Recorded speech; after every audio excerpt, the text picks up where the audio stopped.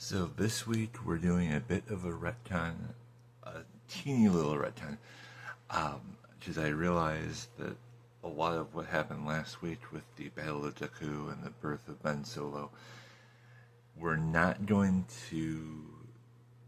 shed the best of light as parents on Han and Leia,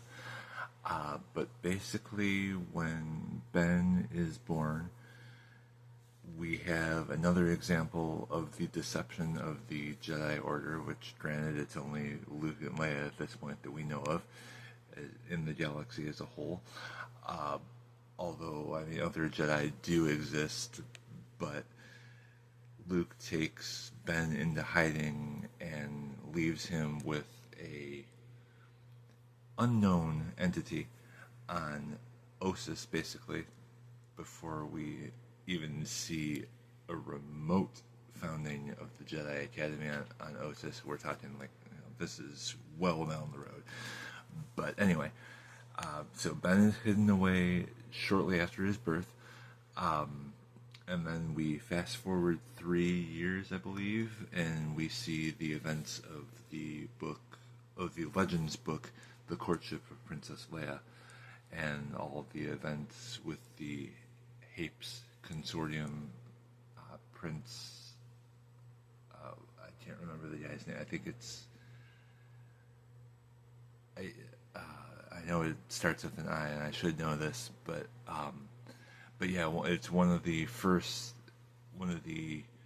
early examples of an Imperial warlord in Warlord Zinj and the planet of Dathomir, with the Force Witches and everything. So I believe Han kidnaps Princess Leia to keep her away from the Hapan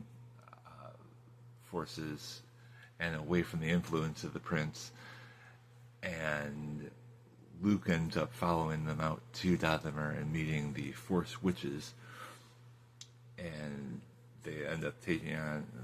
finding out that Warlord Zinj of the remnants of the Empire that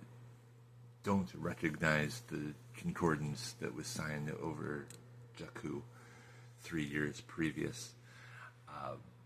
are trying to take control of the sector and probably end up,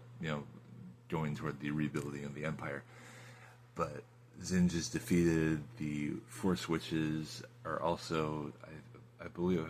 if I'm remembering correctly, the Force Witches are